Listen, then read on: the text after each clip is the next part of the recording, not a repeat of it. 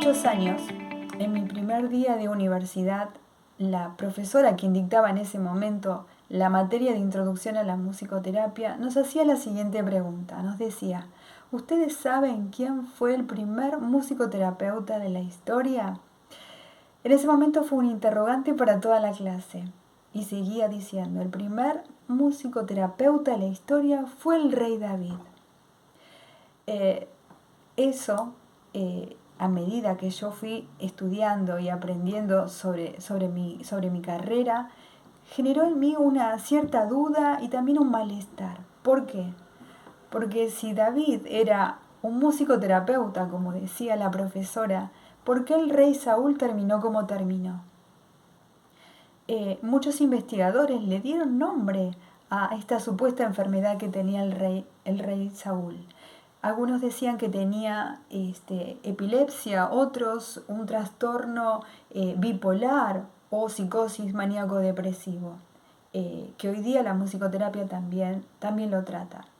En un primer vínculo que el musicoterapeuta tiene con un paciente, por ejemplo, les podría explicar que lo que se hace es crear un vínculo, crear un puente o crear un canal de comunicación para que el paciente pueda comunicar justamente su malestar que a veces no puede expresar con palabras. Ahí entonces yo les puedo contar que sí, David era un musicoterapeuta, porque este vínculo sí existió. Él cantaba y él tocaba un instrumento, lo cual también le daba paz y lo tranquilizaba al rey Saúl. Obviamente cantaba canciones sobre el Padre, sobre Dios. Ese vínculo luego se vio roto porque generó en Saúl cierto desagrado y enojo o envidia, lo cual llegó al punto de querer matarlo y perseguirlo. Esta relación entre ambos, ustedes pueden seguir viéndola en Primera de Samuel, del capítulo 14 en adelante. Esta relación que ellos tenían. Es muy interesante poder seguir leyéndola y aprendiendo también. Y ahí está el marco de diferencia. Porque Saúl, un rey elegido también por Dios, cuando fue reprendido por el profeta Samuel ante su error, ante su pecado, él rehusó arrepentirse. Él se apartó de la gracia y de la misericordia. Como todo rey mortal, su orgullo no le permitió admitir su error. Pero ustedes conocen también a David, que luego también fue elegido como rey. Un David que cultivó su relación con Dios en los quehaceres cotidianos, cuidando ovejas, donde aprendió a cultivar su oído musical, donde él aprendió a cantar y a expresar sus problemas a través de la música.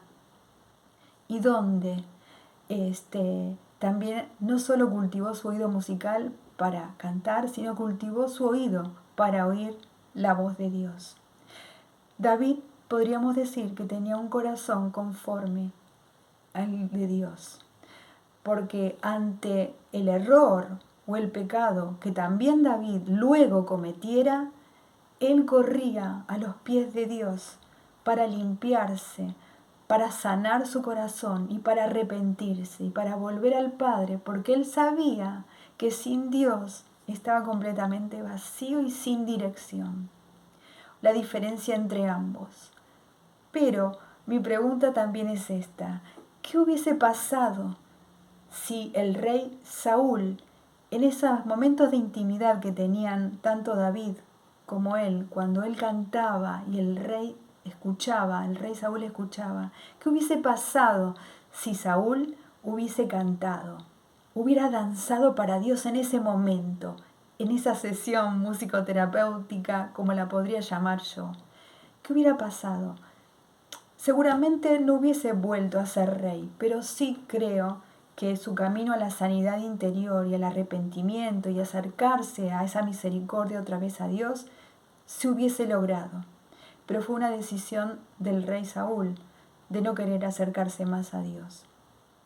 Por eso hoy día el Padre busca justamente corazones dispuestos a la obediencia, Cuando cometemos errores, volver al corazón del Padre.